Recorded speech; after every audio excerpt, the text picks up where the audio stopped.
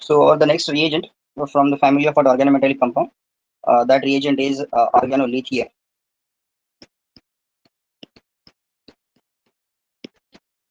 Again, one of the most important reagent for the functional group transformation as well as the CC bond formation, has wide application in the field of organic synthesis. So here the general formula for that organolithium is RLI. Okay, and now if you compare with magnesium, organomagnesium, you know that this carbon magnesium and this carbon lithium bond. So on the basis of the polarity here, magnesium is 1.2, lithium is 0.9. Okay, and carbon is 2.5. So the difference in CMG bond is 1.3, and the difference in carbon lithium bond is 1.6. So more the difference, more will be the polarity, more will be the ionic nature, and more will be the reactivity. So as compared to what organomagnesium, organolithium compounds are somewhat reactive in nature now. Okay, so based on that simple electronegative difference, we have decided that the organolithium compounds are highly reactive than organomagnesium. So again, we have to take the precaution while use that while during the use of that particular reagent. Now, this organolithium compound has wide application in the field of organic synthesis now. So, especially this reagent is work as a stronger basis. Now.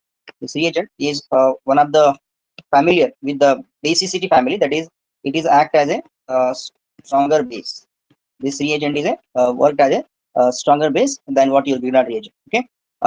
Secondly, what it is act as a nucleophile. It is what acts as a nucleophile. So these are the two most important applications. So here, first of all, it will act as for a stronger base, and second one is act as a nucleophile. Example, it is used for the CC bond formation reaction. So CC bond formation. Okay, it is used for the CC bond formation reaction. Now we'll discuss some examples of what organolithium, and I already shared one video, okay, video lecture based on that organolithium or organomagnesium compound. So go through it. So you will get the more clarification behind that particular reagent.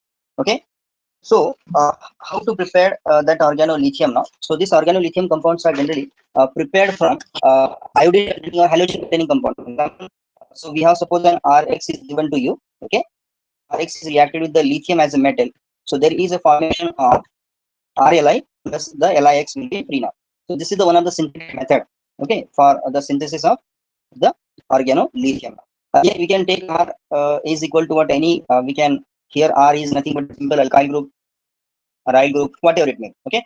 So what type of the precaution should be considered while preparing that reagent? Atmosphere. First of all, the reaction condition should be absence of oxygen, absence of oxygen, absence of what water. Okay, this should be the very important. Then what kind of the condition should be there now? We can develop the inert environment. What is mean by inert now? In the absence of oxygen, this inert environment we have to create that environment. Okay, example the N2, that is nitrogen. Okay, so example we can use the argon gas, you can use the helium gas, we can use the nitrogen gas. Okay, generally these are the gases which are used. Okay, hydrogen, helium gas as well as argon gas. These are the create the neutral environment. Now whatever the halides are required here now. Here X is equal to generally here X is equal to iodine, bromine, and chlorine. These are the iodine is very well known used one. Basically, what you know that bromine, iodine, chlorine. So out of these three halide, so this one is very widely used for preparing the organolithium. Our synthetic method is given. This is what our synthetic method, right? This is the synthetic method. Now here X is equal to Br. So generally Br is widely used, or Br is most commonly used in the synthesis of organolithium. While iodine and other halides have some limitation. Example, if we use the iodine, so it will show the coupling reaction, Woods coupling reaction. So this is one of the limitation. Okay. So the condition of that reagent particularly, your metal should be very pure now. The surface of what lithium, it should be very pure now. It cannot be have the impurity etc. or any kind of what impurities there now. So then we cannot prepare the pure reagent. So your metal should be very pure now. Whatever the solvents are required now. So solvents are generally ether. You know that ethers are of diethyl ether is there, tetrahydrofuran. So these are the four important precautions we have to consider. Now, first one is the atmosphere. Your atmosphere plays a very important role while preparing the reagent. Atmosphere. It should be with argon or helium or the nitrogen gas. Then second one, the nature of halide is also the important one. Nature of halide. In nature of halide, your X, that is your X is equal to Br. Br is widely known. Next part, the physical property of the metal or the state of metal ion. State of metal. Okay, state of metal.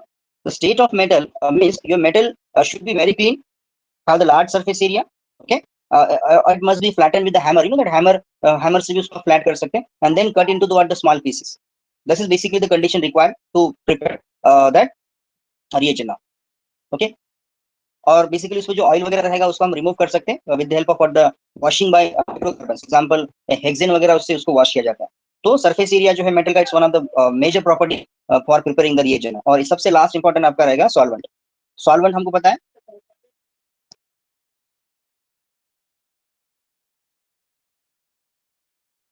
so what solvent, what are the solvents we are going to use now? So dry ether, it must be what? Dry ether. So we have what examples are Eg2O, we have the THF.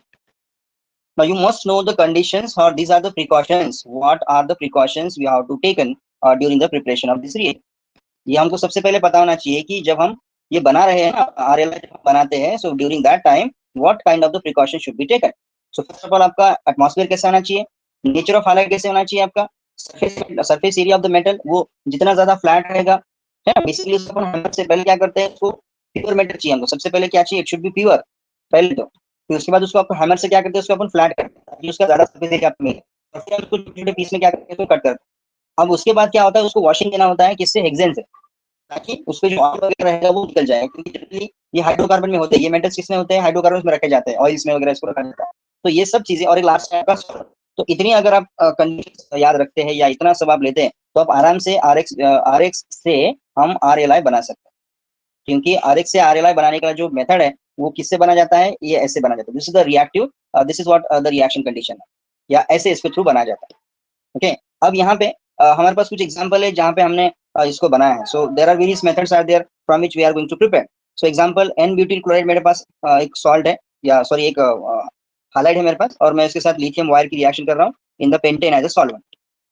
ठीक है, तो मेरे पास जो compound बनेगा वो क्या हो जाएगा, एन ब्यूटाइल लिथियम प्लस आपका हो जाएगा LiCl।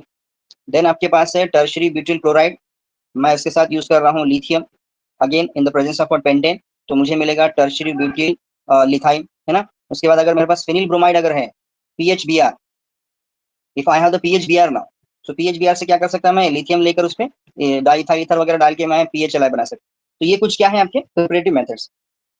सो ऑर्गेनोलिथियम जो है हम इस हिसाब से हम बना सकते हैं। ठीक है, अब क्या होता है कि ये कंपाउंड्स अलग अलग फॉर्म में होते हैं प्रेजेंट। एग्जांपल आपने अगर इसका स्ट्रक्चर देखा होगा मिथिल लिथियम का in the di ethyl ether, तो ये जो स्ट्रक्चर है ये टेट्रामेरिक फॉर्म में आपको देखने को मिलेगा। टेट्रामर मतलब 4 इक्विवेलेंट आपको मिथाइल इथाइल के रहेंगे, क्योंकि वो it depend upon your metal, it depend upon your hydrocarbon कौन सा हमने यूज किया है। अगर आप एन ब्यूटिल लिथियम लेते हैं किसमें, वही हेक्सेन में, तो आपको डाइमर के हेक्सामेरिक फॉर्म में मिलेगा। So that means it is an hexameric form.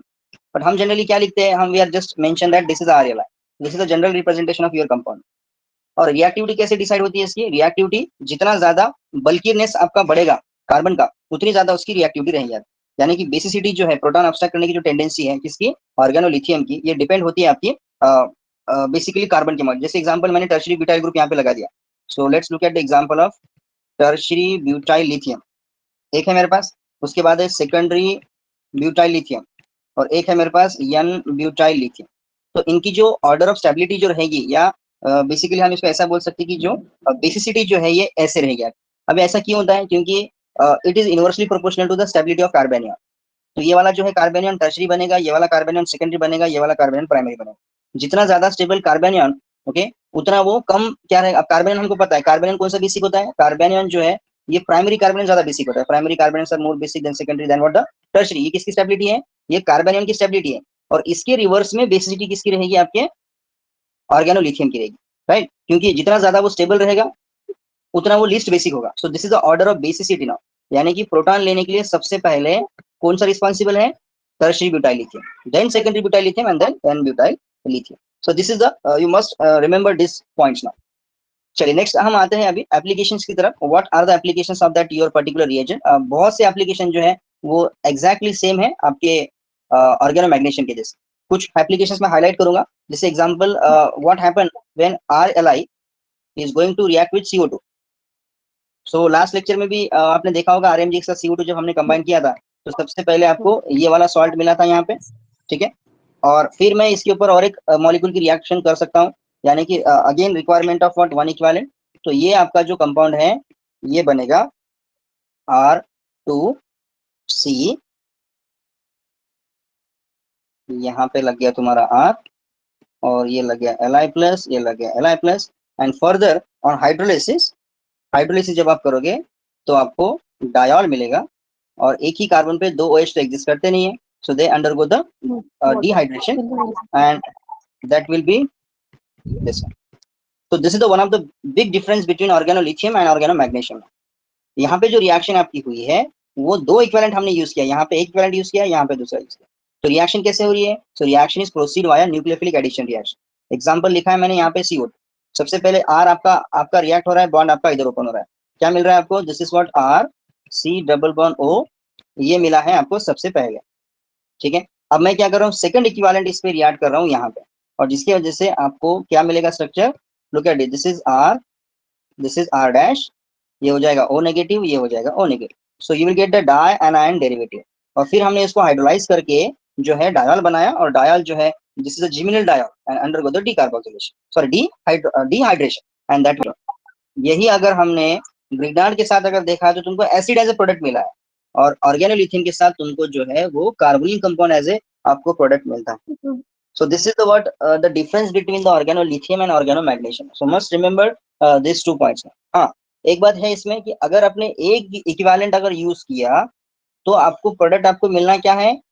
एक इक्विवेलेंट हमने यूज किया और इसमें सीधा सीधा अगर आपने H+ डाल दिया तो आपका जो प्रोडक्ट है वो सेम है ग्रिग्नार्ड के जैसे, same as that of the Grignard. But if it is reacted with the second equivalent of what your molecule, so that will be from the RLI, that will be from the ketone as a product. So remember these 2 points. Okay, and now we'll see the some versatility of that particular reagent. Preparation of primary alcohol कैसे बनाता है? Grignard भी same है यहाँ पे, preparation of primary। अब primary alcohol कैसे कैसे बनाया था हमने कल भी देखा था, आज वापस से उसको मैं थोड़ा सा रिवाइज करूंगा यहाँ पे कि किस मेथड से हम जो है ये बना सकते हैं। So how to prepare particular the primary alcohols ना। तो हमारे पास क्या है, प्राइमरी अल्कोहल कैसे कैसे बनता है आपका? तो सबसे पहला तो आपके पास है formaldehyde. So we have formaldehyde, okay, we have what, epoxide, we have what the epoxide from which we are going to prepare the primary alcohol.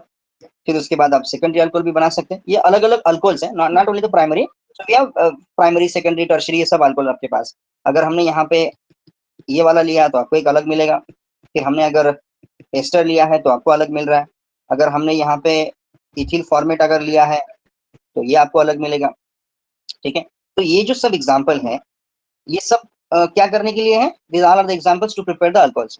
Okay, similarly we have acid highlight and find out the product of all this reactions.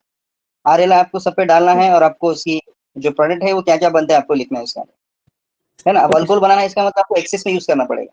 यहाँ पे अगर मैं RLI डालता हूँ, यहाँ पे मैं RLI use करता हूँ, this is what RLI, here RLI, RLI, RLI। Now look at all this reactions here. यहाँ पे अगर मैं इसको डालूंगा तो पहले मुझे जो मेरा प्रोडक्ट है वो ये बन रहा है मुझे OH, है ना। यहाँ पे मेरे पास ये वाला बनेगा,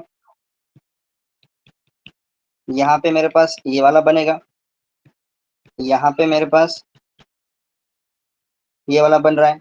अब फॉर्मेट की केस में क्या होता है कि हमको ज्यादा एक्सेस अमाउंट में लगेंगे, एक्सेस अमाउंट में लगेंगे तभी आपका टर्शियरी अल्कोहल इसमें बनेगा, है ना। ये वाला, ये सब जो आर है आपके ये रिएजेंट से आ रहा है, all this Rs are coming from the reagent, क्योंकि फॉर्मेट में आपको 3 इक्विवेलेंट लगते हैं,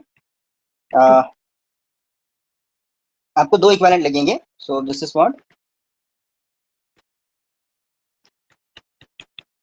और यहाँ पर भी आपका okay. Look at the product, यहाँ पे आ गया तुम्हारा आर, यहाँ पे आ गया तुम्हारा आर, इधर इधर आर आ गया, इधर आर आ गया, इधर आर है, इधर आर है, और इधर एक आर है, इधर आर है, और इधर आर है। तो ये सब हम अलग अलग अल्कोहल्स बना सकते हैं with the help of this particular reagent. Preparation of aldehyde भी हम कर सकते हैं यहाँ पे। How to prepare the aldehyde now? So write down the next one, this is what preparation of aldehyde. Now how to prepare the aldehyde now? अब aldehyde prepare करने के लिए जनरली क्या यूज किया जाता है, आप जनरल डीएमएफ यूज करते हैं। डीएमएफ का मतलब होता है dimethyl formamide. So this is the formula for dimethyl formamide. और जब हम डाइमिथिल फॉर्मामाइड पे रिएक्शन करते हैं आपके रिएजेंट की, एग्जांपल RLI की, तो क्या हो जाएगा, this RLI is going to react with carbonyl carbon and this bond will be going to open. तो इस तरह से हमको ये रिएक्शन वहां पे देखने को मिल रही है। So that RLI is going to react with this, so bond will open to oxygen close to or what restored to what carbon, and nitrogen group will be free now. So here resulting product will be resulting product आपका क्या रहेगा यहाँ पे, HCOR रहेगा। So basically this is अब हम यहाँ पे कीटोन भी बना सकते हैं, प्रिपरेशन ऑफ कीटोन, ये भी एक आपका इंपॉर्टेंट एप्लीकेशन है जो अभी अभी हमने देखा, preparation of ketone, preparation of ketones. तो जब भी आप रिएजेंट बनाओगे तब आपको कंपैरेटिव स्टडी आपको करते आनी चाहिए उसकी, राइट। कीटोन्स कैसे प्रिपेयर कर सकते हैं, अभी अभी हमने देखा कि कीटोन प्रिपेयर करने के लिए हमारे पास एक सिंपल रिएक्शन क्या है कि आपको RLI लेना है, CO2 के साथ रिएक्ट करना है, ठीक है। तो अभी मैं क्या करूंगा, यहाँ पे मुझे सबसे पहले क्या मिल रहा है, RCOO नेगेटिव और Li मिल रहा है, फिर मैं उसके ऊपर और एक RLI की रिएक्शन कर रहा हूँ, तो मुझे जो कंपाउंड मिल रहा है वो मिल रहा है R2COO डाई नेगेटिव Li, और फिर मैं हाइड्रोलिसिस करने के बाद मुझे जो है वो कंपाउंड मिल रहा है मुझे दिस। आप साइनाइड से भी डायरेक्टली कीटोन बना सकते हैं। If you have RCN and going to react with RLI, तो आपको जो प्रोडक्ट है वो आपको RCOR मिलेगा। और कार्बोक्सिलिक एसिड प्रिपरेशन भी हमने अभी देखा है। सो लास्ट आपका रहेगा preparation of carboxylic acid, preparation of carboxylic acid. Carboxylic acid अगर आपको प्रिपेयर करना है तो सिर्फ RLI के साथ आपको कार्बन डाइऑक्साइड यूज करना है और एक ही इक्विवेलेंट आपको यूज करना है इसमें, तो you will get the product now. So let's example RLI plus CO2 और ये रहेगा आपका H प्लस के प्रेजेंस में, तो ये बनेगा ये वाला। So next applications will discuss what the next application of that particular reagent. जैसे कि मैंने आपको बताया कि इसकी साइज बहुत छोटी होती है, and because of the smaller size, so it reacts with what the any kind of what the position. Suppose example, we have the carbonyl compound is this one now. अगर आपके पास ऐसा वाला carbonyl compound है, so Grignard reagent never be added to that particular carbonyl compound. So example, we have RMGX. So there is no reaction. Why this is so now? And if we use the RLI, so you will get the product now. That means so those reactions cannot be shown by your Grignard reagent. So that can be what easily shown by what your reagent, that's RLI. So this is the what the one of the condition, okay. So for any carbonyl compound now, so जहाँ पे crowding है वहीं पे भी आपका ये react हो सकता है. The next one is what conjugated carbonyl compounds. For example हमने कल देखा था कि यहाँ पे conjugation अगर है आपके पास तो RLI कोई भी condition में जो है ये सिर्फ 1-2 addition दिखाता है, चाहे उधर copper हो या ना हो. So if RLI is there and here RLI in the presence of copper salt, it only show the 1-2 addition.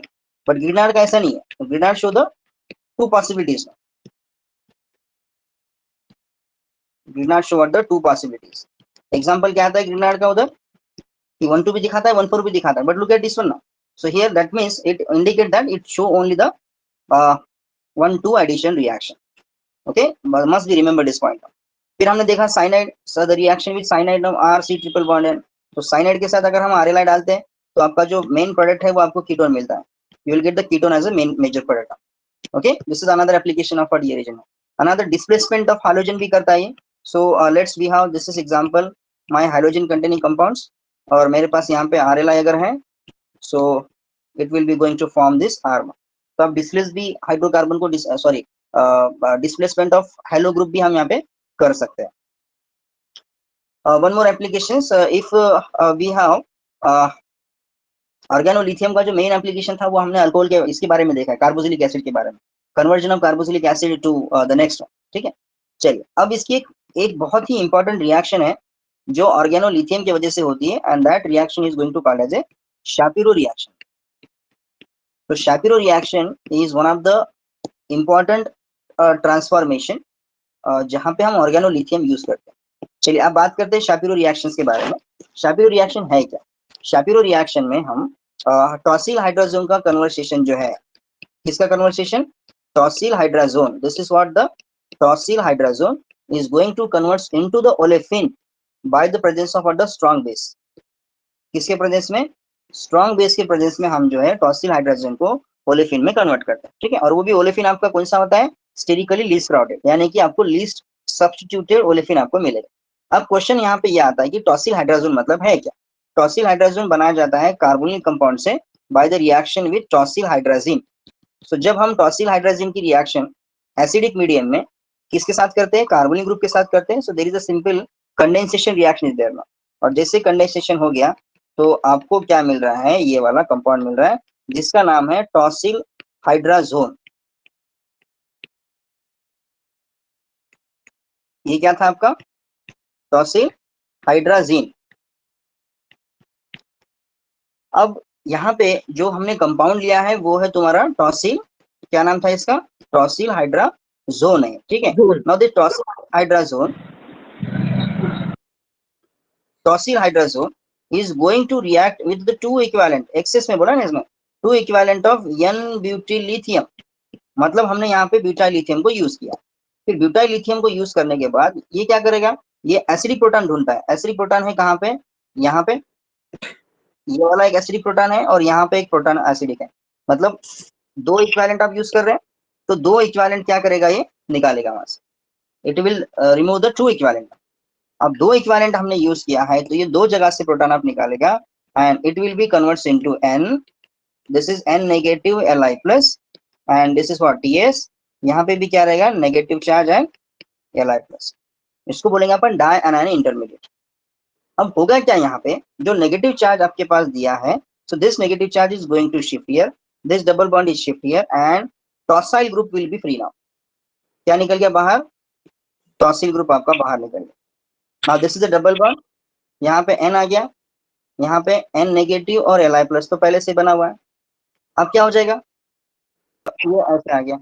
Next step में क्या हो जाएगा, so that negative charge is going to restore because n2 is good leaving group और ये आपका जो है वो carbon, this is what the carbanion intermediate. तो n2 तो चला गया बाहर और आपके पास क्या बना है, ये वाला बना। अब आप डिपेंड करते हैं कि आपको इसके साथ क्या क्या यूज करना है। अगर आपने सिंपल प्रोटोनेशन कर दिया तो आपको ओलेफिन मिल रहा है यहाँ पे जैसे कि वैसा। अगर आपके पास कोई इलेक्ट्रोफाइल प्रेजेंट है, मान लेते हैं आपके पास कोई इलेक्ट्रोफाइल RX प्रेजेंट है, तो आप वहां पे R भी लगा सकते हैं। यानी कि कन्वर्शन ऑफ कार्बन, देखो बना टॉसिल ग्रुप कहाँ से बनाया, ये वाला हमने, ये बनाया हमने कार्बोनिल कंपाउंड से। तो conversion of carbonyl compound into olefin with the help of the stronger base, या फिर आप रिएक्शन यहाँ से स्टार्ट कर सकते हैं। सो टॉसिल हाइड्राजोन का कन्वर्सेशन जो है वो कहाँ पे हो रहा है, आपका ओलेफिन में हो रहा है और इसको बोला जाता है Shapiro reaction. So Shapiro reaction is monitored by organolithium. इसके पहले हमने बैम्फर्ड स्टीवन नाम की एक रिएक्शन पढ़ी थी जो रेडिकल केमिस्ट्री में आती है, वो कार्बिन में आती है, कार्बिन में, ठीक है। तो वो रिएक्शन अगर आपने थोड़ा सा उसको रिकॉल किया तो दोनों रिएक्शन का जो है वो स्टार्टिंग मटेरियल सेम है, बैम्फर्ड स्टीवन एंड शापिरो रिएक्शन। तो ये थोड़ा सा जाके पहले इसको देख लो कि बैम्फर्ड स्टीवन वर्सेस शापिरो रिएक्शन, थोड़ा सा अब इसको देख लो। अब मान लेते हैं मैंने थोड़ा अनसिमेट्रिकल कार्बोनिक कंपाउंड लिया है, यहाँ ये वाला कार्बोनिक कंपाउंड लिया है और मैं इसके साथ रिएक्शन कर रहा हूँ tosyl hydrazine in the presence of a acid. तो मेरे पास जो स्टार्टिंग मटेरियल है वो क्या बनेगा, मुझे मिथाइल ग्रुप ऐसे का वैसा रहेगा, नाइट्रोजन ये बनेगा। और अब यहाँ से हो गई आपकी शापिरो शुरू। So then I will prepare, I will react with the two equivalent of n butyl lithium in the presence of THF and all this thing. So what happened in that case now, so you will get the dianion. So it will take the proton from here and here, so you will generate the dianionic intermediate. अब question ये आता है कि यहीं से क्यों proton ले रहा था, यहाँ भी तो प्रोटॉन था आपका, बट ये वाला जो ब्लैक वाला का जो प्रोटॉन है वो स्टेरिकली मोर क्राउडेड है और हमारा जो बेस होता है, अब यहाँ पे n ब्यूटिल लिथियम ना यूज करते अपन क्या यूज करेंगे, स्ट्रॉन्गर बेस ले सकते हैं, आप LDA ले सकते हैं, कोई प्रॉब्लम नहीं, ठीक है। तो अभी हमने सबसे पहले 2-3 स्लाइड में देखा था कि बेसिसिटी किसके ऊपर डिपेंड होती है। बेसिसिटी डिपेंड होने के लिए आपके पास बल्कीनेस ज्यादा चाहिए। तो जनरली बल्कियर बेसिस और स्ट्रॉन्गर बेसिस, जितनी ज्यादा बल्कीनेस रहेगा उतना ज्यादा उसका बेसिसिटी रहेगा। तो इस वजह से LDA या टर्शियरी ब्यूटाइल लिथियम ये वाले बेसिस जनरली आप प्रेफर करेंगे आप। तो वो क्या कर रहा है, वो यहाँ से प्रोटॉन लेने के बजाय वो प्रोटॉन लेता है आपका स्टेरिकली लेस क्राउडेड। तो और इस वजह से आपके पास आपको डाई एनायन इंटरमीडिएट मिलेगा, यहाँ पर एक मिल रहा है, यहाँ पर एक मिल रहा है और दोनों के पास क्या रहेगा, आपका लिथियम रहेगा, ठीक है। अब वही मैकेनिज्म, नेगेटिव चार्ज यहाँ पे रिस्टोर हो रहा है, ये इधर जाएगा और फिर TS आपका फ्री हो जाएगा, ठीक है। TS आपका चला गया बाहर। Now this is what your double bond, nitrogen double bond, negative charge and Li plus. Now that negative charge is going to displace that N2 group now. तो ये ऐसे चला गया तुम्हारा N2. अब जैसे N2 बाहर चला गया आपका, N2 evolved as a gas.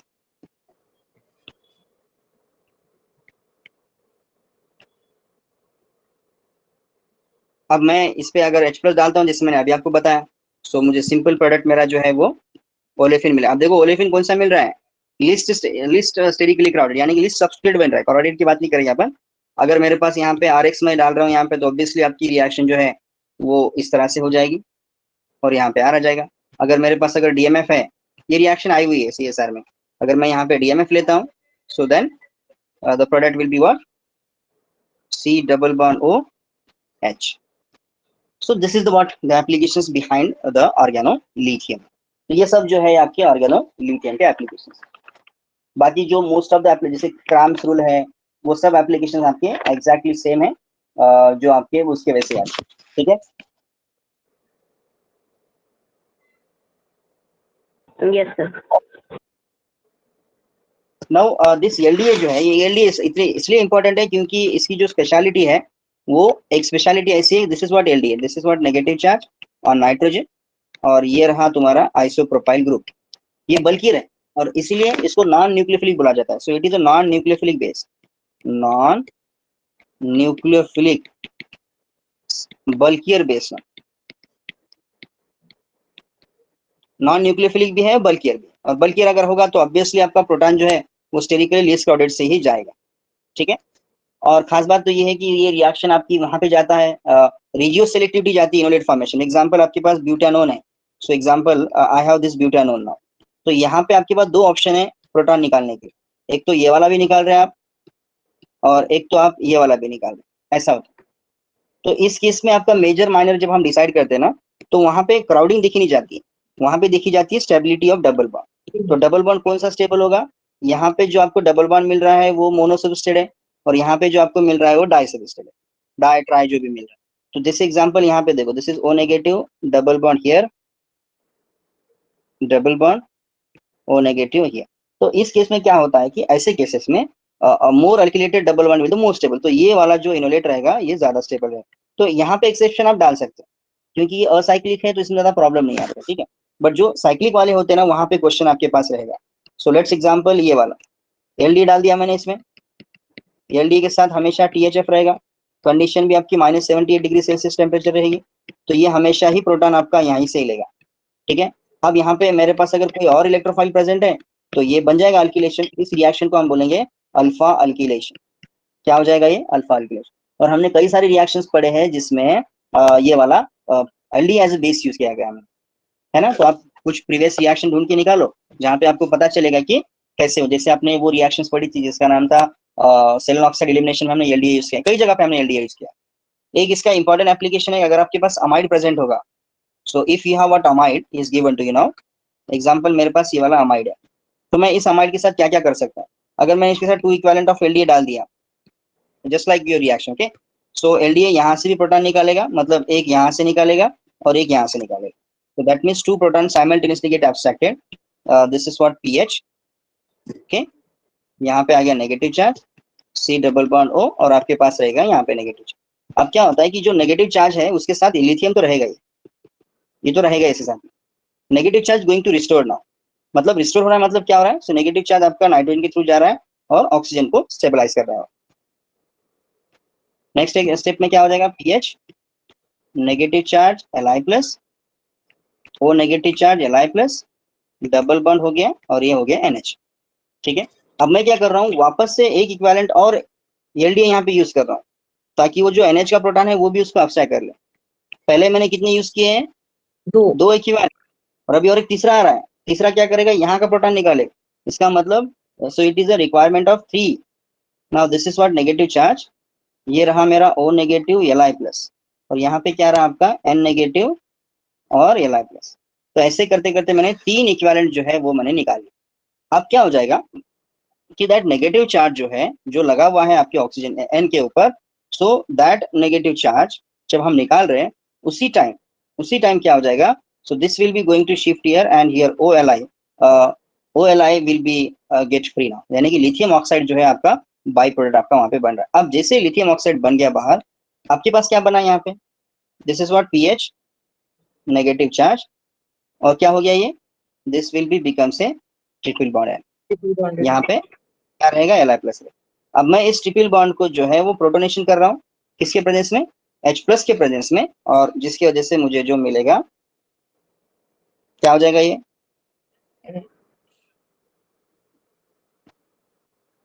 so look at the product is which going to develop now here. So this is the dianion intermediate, ये मिल रहा है आपका, ये स्टार्टिंग मटेरियल क्या था आपका अमाइड, और फाइनल प्रोडक्ट आपको क्या बना है नाइट्राइल। तो ये एलडी का काम है, देखो कितना किधर से किधर लेके जा रहा है उस reaction, that means amides are directly converts into the olefin sorry cyanide with the what, it just like Shapiro reaction, है ना। तो ये शैपिरो रिएक्शन के जैसा ही काम यहाँ पे हो रहा है। Anyway, so these are the applications of the particular the reagent. और भी कई सारे एप्लीकेशन आपको देखने को मिल रहे हैं एलडीए के specially. So LDA is one of the powerful, one can say the base, powerful है और कहीं से भी प्रोटॉन वो निकाल लेता है।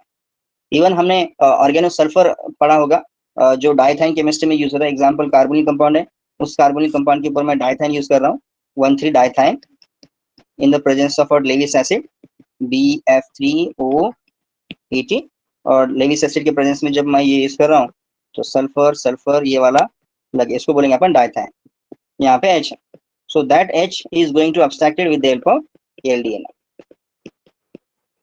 मतलब जहां से भी कहीं आपको दिखता है कि एसिड बेस केमिस्ट्री कहीं दिख रही है, स्ट्रॉन्गर बेस है आपका, तो वहां पे ये जरूर होगा, ऐसा बनेगा।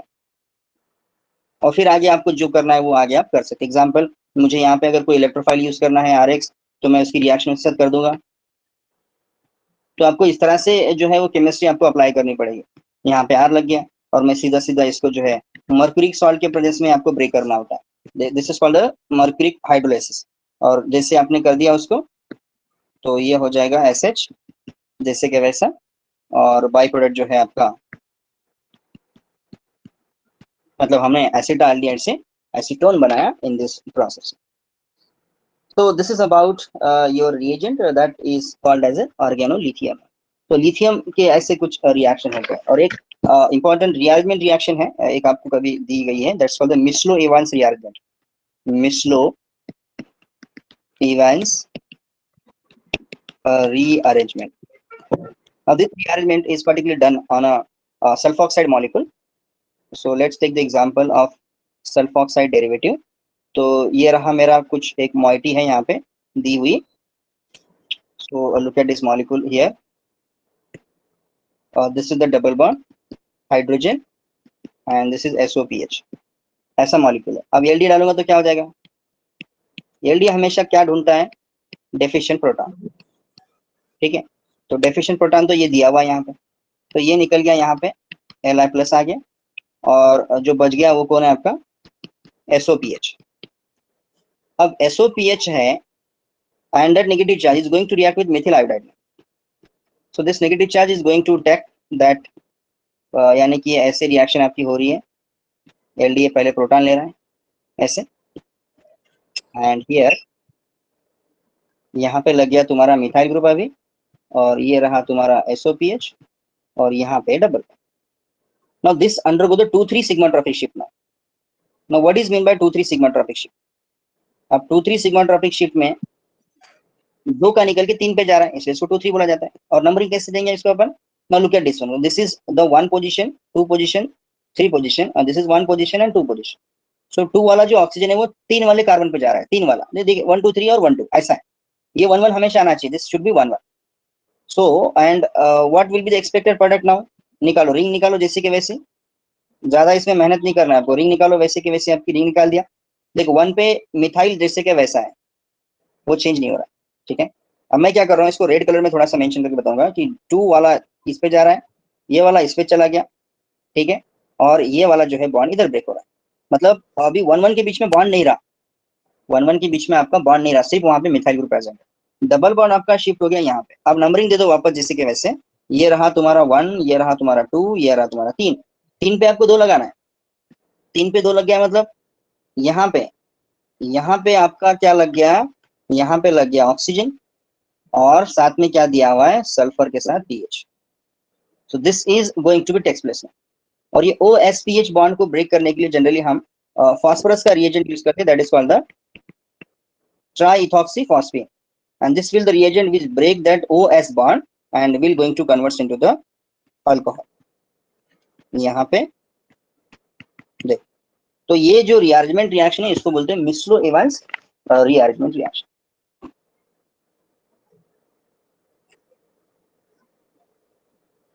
तो वेरी सिंपल है। एक एप्लीकेशन इसका देख लेते हैं और कि एलडीए और कहाँ पे यूज किया जाता है। So look at this and type of amide. एक ऐसा आपके पास मॉलिक्यूल है पूरा दिया हुआ और यहाँ पे स्टीरियोकेमिस्ट्री मेंशन की गई है ऐसे वाले, और हमने जो रिएजेंट यूज किया है वो है तुम्हारा एलडीए THF और -78 डिग्री सेल्सियस टेम्परेचर। चलिए बताइए प्रोडक्ट क्या रहेगा तुम्हारा। So LDA will going to take the proton, but कहाँ से निकालेगा प्रोटॉन, कहाँ पे कार्बोनिल ग्रुप, कहाँ पे इधर ये वाला कार्बोनिल ग्रुप है, तो यहाँ पे आपका एसिडिक सेंटर है। ऐसे चार अलग अलग इंपॉर्टेंट इसके एप्लीकेशंस हैं, सो जिसमें सिलेक्टिविटी जो रहेंगी ये टॉप टू बॉटम ऐसे ऐसे जा रही है। Okay, so most of the function group जो है आपके जो है ये काम कर रहा है इसके साथ में। और ये पहले तो प्रिपरेशन समझ लो पहले कि RLI कैसे बना जाता है। जनरली अल्किल हाइड्राइड से बनाते हैं हम, और उसके बाद हम इसमें सारे इसके रिएक्शन अलग अलग कुछ मेथड से जहां से हम ये बना सकते हैं, जिसको अपन बोल सकते हैं कि lithium halogen exchange. So what is mean by lithium halogen exchange. अब लिथियम हैलोजन एक्सचेंज का मतलब क्या होता है? So what is mean by the lithium halogen exchange now? So look at this, lithium halogen exchange का मतलब ये होता है कि आपके पास पहले से ही एक RX है और एक RLI है। अब मुझे जो रिएजेंट चाहिए वो ये वाला चाहिए। देखो R ये चाहिए मुझे और R' इसको बोलते हैं लिथियम हैलोजन एक्सचेंज। तो इस रिएक्शन में क्या कर सकते हैं अपन, जो ऑलरेडी आपके पास अगर लिथियम है, सपोज एग्जांपल मुझे N ब्यूटिल लिथियम चाहिए, तो मैं क्या करूंगा यहाँ पे CH3, या मुझे लेना क्या है C4H9X, ये है तुम्हारा N ब्यूटाइल सपोज एग्जांपल, और मैंने यहाँ पे लिया है मेथिल लिथियम। तो मैं क्या करूंगा, इधर का उधर एक्सचेंज हो रहा है सिंपली, तो C4H9 क्या हो जाएगा, लिथियम हो जाएगा, और मेथिल के साथ क्या लगेगा आपका, मेथिल के साथ X लगेगा। So basically this is the reaction that is called as lithium halogen exchange. बराबर। तो अब यहाँ पे क्या होता है कि मैं कोई भी अल्काइल ग्रुप यहाँ पे अल्कील वट एवर ग्रुप में है जो यूज कर सकता हूँ। एग्जाम्पल, अगर मेरे पास ये वाला X प्रेजेंट है और मेरे पास N ब्यूटाइल लिथियम है, मुझे रिएजेंट बनाना है डबल बॉन्ड वाला, तो मैं यहाँ पे ये बना सकता हूँ और N ब्यूटाइल जो है वो X बाहर हो जाएगा। देखो तो रिएक्शन कैसे दी गई है। अब सपोज एग्जांपल मुझे इस लिथियम को निकाल के N ब्यूटिल क्या लगाना है इसके साथ, N ब्यूटिल ब्रोमाइड लगाना, तो ये सिंपल सिंपल SN2 रिएक्शन हो जाएगी और यहाँ पे लगेगा आपका N ब्यूटाइल। तो this is the another application of that particular reason, यानी कि ये कहीं से भी हैलोजन को निकाल देता है, कहीं से भी। तो ये बहुत इसका इंपॉर्टेंट एप्लीकेशन रहेगा ये वाला। नेक्स्ट सपोज अगर मेरे पास एक क्वेश्चन है आपके लिए। सो सपोज एक रिएक्टेंट है, this is R double bond यहाँ पे है ना, इसको अपन बोलेंगे विनाइल ब्रोमाइड या विनाइल हैलाइड। इसके साथ मैं रिएक्शन कर रहा हूँ किसकी, टर्शरी ब्यूटाइल लिथियम की। तो टर्शरी ब्यूटाइल लिथियम क्या हो जाएगी, तो this will be going to replace the hydrogen now. तो यहाँ पे क्या लगेगा आपका, यहाँ पे लिथियम लगेगा और बाई प्रोडक्ट आपका क्या रहेगा, टर्शरी ब्यूटिल X, है ना। अब इस वाले पे क्या होता है कि जहाँ पे लिथियम लगा हुआ है, सो लिथियम कार्बन बॉन्ड क्या होता है, पोलर है, यानी कि this will B positive, this will B negative. तो अगर मेरे पास कोई इलेक्ट्रोफाइल प्रेजेंट है तो नेगेटिव आपका इलेक्ट्रोफाइल को ग्रैब करेगा, और जिसकी वजह से आपका प्रोडक्ट क्या हो जाएगा, this is R, this will be your product. मतलब हम कहीं पे भी आप इलेक्ट्रोफाइल का सब्स्टिट्यूशन कर सकते। So this is what that one can say the one of the best application of your organolithium now then what the Grignard. So example we have the heteroatom now, कोई तो भी heterocyclic compound हमने ले लिया और मेरे पास यहाँ पे कौन है, Br प्रेजेंट है। अब मुझे इस Br को निकाल के वहां पे कोई इलेक्ट्रोफाइल लगाना है। मान लेते हैं कि मुझे वहां पे कोई ऐसा इलेक्ट्रोफाइल लगाना है कि मुझे वहां पे एसाइलेशन कर देना है, यहाँ पे ये वाला ग्रुप लगाना है या फॉर्मुलेशन करना है। ये इतना आसान नहीं है, it's not possible to do the electrophilic substitution reaction over that particular position. तो यहाँ पे सबसे पहले मैं क्या करूंगा, यहाँ पे मैं पहले कोई भी एक ऑर्गेनोलिथियम का कंपाउंड लूंगा, या सॉरी N ब्यूटाइल लिथियम लूंगा, और वो Br को रिप्लेस करके वहां पे Li आ जाएगा, और दूसरा जो रिएजेंट रहेगा वो DMF रहेगा, जो अभी हमने देखा है। कहा गया this is what DMF, okay. So DMF is the reagent for formylation reaction. तो हम ये सब कर सकते हैं, जो कि और कहीं पे होगा क्या आपका नहीं। So it's very important. One more application for this particular reagent. Example, अगर मेरे पास यहाँ पे NO2 है और यहाँ पे हेलोजन है, और मुझे इसको निकाल के COH वहां पे लगाना है, तो ये कोई और रिएक्शन से पॉसिबल ही नहीं है। It's not possible by any kind of a reaction, but it is can be done with help of organolithium. Then how? So first of all it converts into the, पहले हम क्या करेंगे, इसको N ब्यूटाइलिथियम करेंगे। तो जैसे उसको रिएक्ट किया तो क्या हो जाएगा, it will going to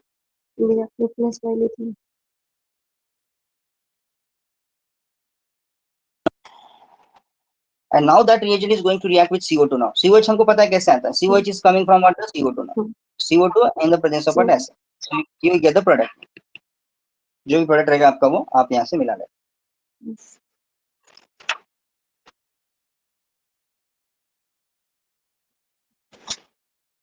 okay, so this should be keep in mind. अब क्या होता है कि कई बार रिएक्शंस पे आपको कुछ नाइट्रोजन कंटेनिंग बेसिस दिए जाते हैं, क्योंकि क्या है कि ये जो रिएक्शन है ये सॉल्वेंट में की, जैसे आपके पास RX है, ये वाला RX है, RX, और यहाँ पे मैंने कोई RLi ले लिया, ठीक है। तो सीधा सीधा रिप्लेसमेंट रिएक्शन हो जाएगी आपकी, और आपको जो है मान लेते ये R डैश है आपका, तो ये आपको R डैश Li मिल जाएगा, ठीक है। अब क्वेश्चन ये आता है कि इस रिएक्शन में जनरली हम जो सॉल्वेंट यूज करते हैं ना वो होते हैं ईथर वाले। So let's take the example of THF, ET2O वगैरह वगैरह, ये सब हम यहाँ पे लेते हैं। इसके अलावा भी जो है हम कुछ चिलेटिंग एजेंट इसमें ऐड करते हैं, ताकि रिएक्शन का रेट जो है वो और बढ़ जाए, और या न्यूक्लियोफिलिसिटी जो है लिथियम की बढ़ जाए। तो उसमें कुछ नाम मेंशन है यहाँ पे जो कभी कभी आते हैं। सो फर्स्ट एग्जांपल है आपका टमेडा। इसका जो नाम है पूरा टेट्रा मिथिलिन या टेट्रा मिथाइल इथिलीन डायमीन। सो टमेडा का जो स्ट्रक्चर है वो है टेट्रा मिथिलिन, बना ना, इथिलीन डायमीन, ये हो गया आपका इथिलीन ग्रुप, और यहाँ पे कितने लगे हुए हैं, दो दो मिथाइल ग्रुप लगे, इसको बोलते हैं टमेडा। द नेक्स्ट एग्जांपल है आपका जहां पे हम लेते हैं HMPA, hexamethyl phosphoramide. So these are the chelating agent which are adding, ये ऐड इसलिए की जाती है ताकि उसकी जो रिएक्टिविटी है वो बढ़े। So this is called hexameth. यहाँ पे आपका N है, N है, N है, और हर N पे दो दो मिथाइल ग्रुप आपके लगे हुए हैं। So these are the chelating agents. Now additional reagent हम इसमें डाल रहे हैं। देन नेक्स्ट है आपका DMPU, है ना, DMPU। So I will write on the structure of DMPU now. This is C double bond O, and here nitrogen, nitrogen, methyl, methyl, और है आपके पास कुछ क्राउन ईथर, ये भी लिए जाते हैं, ठीक है। तो ये सारे जो एग्जांपल हैं ये कहाँ पे यूज करते हैं, these examples are widely used by और by increasing the basicity of particular nucleophilic character of your reagent. इसमें 16 क्राउन ईथर भी यूज किया जाता है। 16 क्राउन ईथर का मतलब होता है ये वाला, ऑक्सीजन ऑक्सीजन ऑक्सीजन ऑक्सीजन, इसको बोलते हैं 16 क्राउन। 16 मतलब क्या है, इस कंपाउंड का नाम जो है वो हो गया आपका, यहाँ पे मैं इसको हाईलाइट कर देता हूँ। This is TMEDA, this is HMPA, this is DMPU, और ये लास्ट का जो है वो है आपका this is 16 crown, 16 crown 6, okay. 16 crown 6, sorry 16 crown 4 इधर है। 4 मतलब total number of hetero atom, और 16 मतलब टोटल नंबर ऑफ एटम। तो इसमें टोटल नंबर ऑफ एटम है 16, और क्राउन मतलब जो क्राउन के जैसा स्ट्रक्चर दिखता है इसलिए इसको क्राउन इथर बोला जाता है। 16 एटम है और 4 ऑक्सीजन है। So remember this, 16 atoms, total number of atoms are 16, और क्या कितने ऑक्सीजन इसमें, 4 ऑक्सीजन आते हैं, इसलिए इसका जो नोमेनक्लेचर रहेगा वो 16 क्राउन रहेगा। अब यहाँ पे ये सब इसलिए ऐड किए जाते हैं ताकि उसका जो है रिएक्टिविटी बढ़े। DMPU मतलब क्या होता है, वो है आपका dimethyl propylene urea. So it is called di methyl propylene urea, ठीक है। चलिए, अब इन एडिशन टू दैट जो लिथियम की जो मोस्ट इंपॉर्टेंटली बेसिस है, वो 3 बेसिस आपके पास है लिथियम की। सबसे पहला एग्जांपल हमने नाम सुना होगा उसका, जिसका नाम है LDA, बराबर है, जिसको अपन बोलते हैं lithium di isopropyl amide, lithium di isopropyl amide. दूसरा जो रिएजेंट है वो यूज किया जाता है LTMP, वाइडली यूज तो पहला ही आपका। LTMP का मतलब होता है लिथियम टेट्रामिथिल पाइप्रिडीन, लिथियम टेट्रामिथिल पाइप्रिडीन। और एक है आपके पास जिसका नाम है LHMDS, LHMDS, इसको बोलते हैं लिथियम हेक्सामिथाइल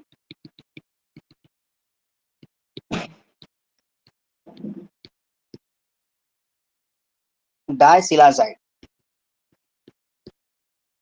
अब इनके स्ट्रक्चर्स भी मैं यहाँ पे शॉर्ट में निकाल लूंगा। सो डाई आइसोप्रोपिल अमीड तो आपका बहुत आसान है, ये आपका ऐसे रहेगा, इसको बोलते हैं एलडीए।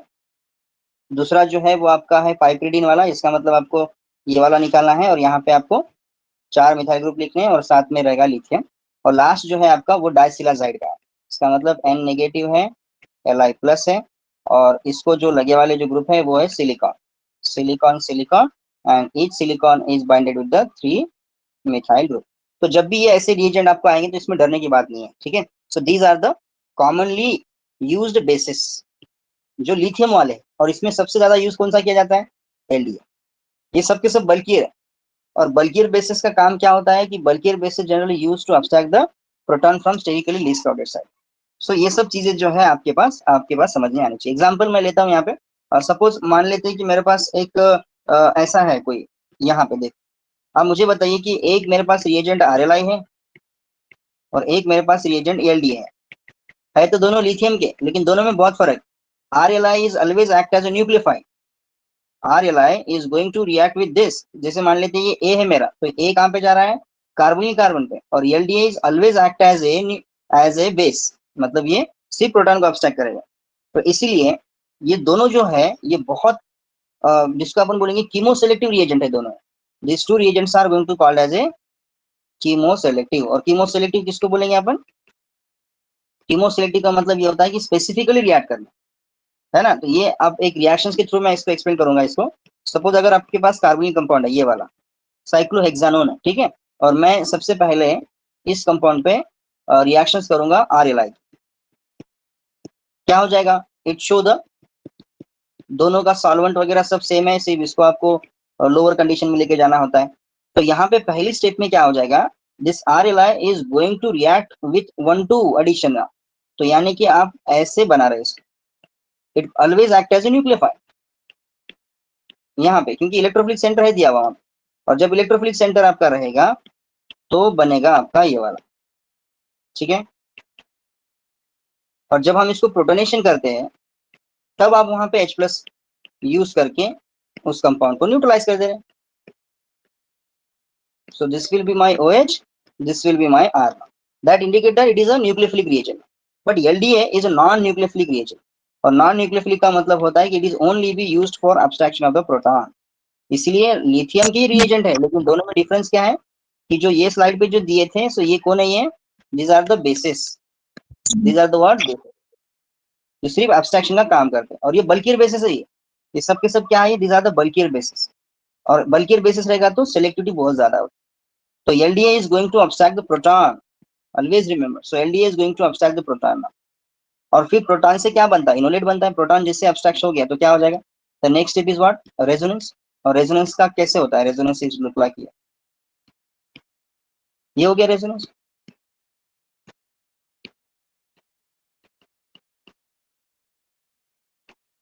और अगर आपके पास कोई इलेक्ट्रोफाइल प्रेजेंट होगा यहाँ पे तो ये फर्दर उस पर अटैक करेगा।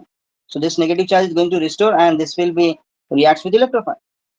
So LDA is a non-nucleophilic base now, non-nucleophilic। और नॉन न्यूक्लियोफिलिक बेस का मतलब ही उसको हम बोलते हैं harpoon base. So that harpoon base का मतलब है कि ऐसा रिएजेंट जो सिर्फ बेस का काम कर रहा है, ठीक है, और आरएलआई जो है ये दोनों का काम कर रहा है। So these are the what important one can say the conditions regarding that the reactions. Okay, यहाँ पे आपका प्रोटॉन बन रहा है और तो कोई है नहीं आपके पास, ठीक है। अब मैं क्या कर रहा हूँ, इस वाले रिएजेंट पे या इस वाले कंपाउंड पे एक रिएक्टेंट यूज कर रहा हूँ जो है तुम्हारा ये वाला अलाइल ब्रोमाइड। अब देखो क्या होता है कि ये जो ग्रुप दिया है ना यहाँ पे रेड कलर में जो ग्रुप दिया है ये वाला, ये कहाँ पे है, बिलो द प्लेन। अब ये जो नेगेटिव चार्ज है ये आपका अटैक होगा यहाँ पे, और डबल बॉन्ड आपका शिफ्ट होगा इधर, और Br आपका चला जाएगा बाहर। बट ये होप कैसे रहा होगा, it should be coming from front side. ये असिमेट्रिक सिंथेसिस में आपको आएगा पढ़ने के लिए। तो बाकी का सबका सब स्ट्रक्चर जैसे के वैसा।